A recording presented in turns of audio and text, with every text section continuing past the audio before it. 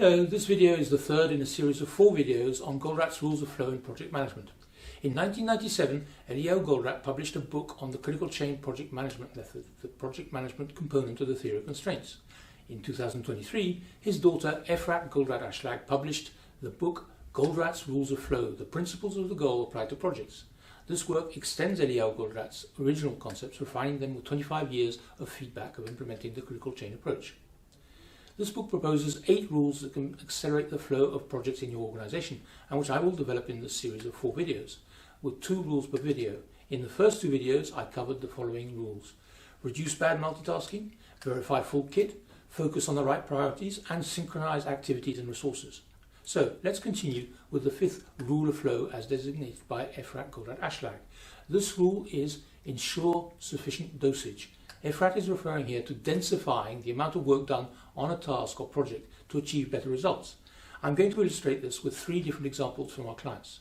The first is in aeronautical or railway maintenance. During aircraft maintenance, faults are identified and parts repaired or replaced. However, the aircraft can still operate without all the repairs being carried out. We restore potential, often calculated in hours, kilometers, or cycles to the equipment we maintain. It can fly for a certain number of hours before having to return to the garage. The French Air and Space Force has been confronted with this challenge, and so has the Air France. The teams favoured short maintenance periods, but as a result the aircraft returned very frequently, whereas by increasing the duration of maintenance it was possible to restore more potential to the aircraft, even if this meant increasing the load, since the aim was to maximise aircraft availability. Efforts and resources are focused on doing as much as possible while the aircraft is immobilised. A second example of this dosage phenomena is from one of our clients in computer services. They define the specific parameters and then install software such as ERPs or CRMs.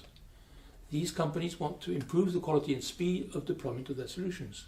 Whereas in the past the workshop sessions required to define the parameters for the ERP were spread over many months, this company decided to increase the dosage and define these key elements in just a few weeks instead of spreading the work thin over many months. The aim was to increase the amount of work carried out over a shorter period, for example by organising more workshops per week at a client's site or by assigning more developers per project but for a shorter period.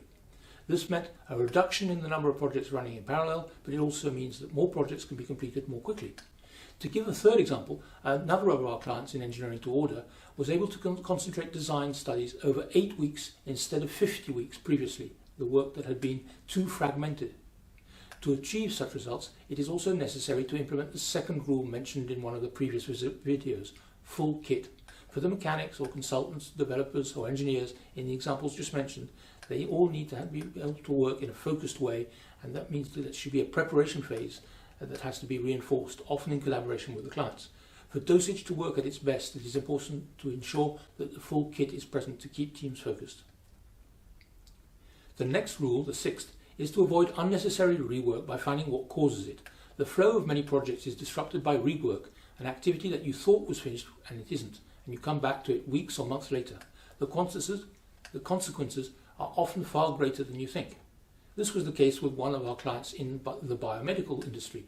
During the development of a new product, marketing did not completely freeze the product specifications. It took the liberty of changing some specifications later in the development process. And in this company, a change to the product specifications along the way increased the workload on the project portfolio's bottleneck, which was the product development team, and that was made up of doctors and technicians. On several of this client's projects, we witnessed marketing reworking specifications. As the projects were managed using the critical chain approach, we were able to quantify the increase in duration induced by these late changes. This ranged from 3 to 6 months for each project. But the other big impact was that the company's bottleneck team saw its workload almost double on each project, as it had to redo tests and start writing technical reports all over again. So the number of products being launched per year was reduced by nearly 50%. At another client who designed and assembled special machines, they suffered from bill of materials errors or oversights by the design office, which were discovered at the last moment during assembly and regularly triggered emergency procurement. To eliminate this problem, a checklist was simply introduced on leaving the design office. Never neglect the workload induced by rework, and above all, try not to plan rework into your projects. I hope you enjoyed this video. Thank you for your time.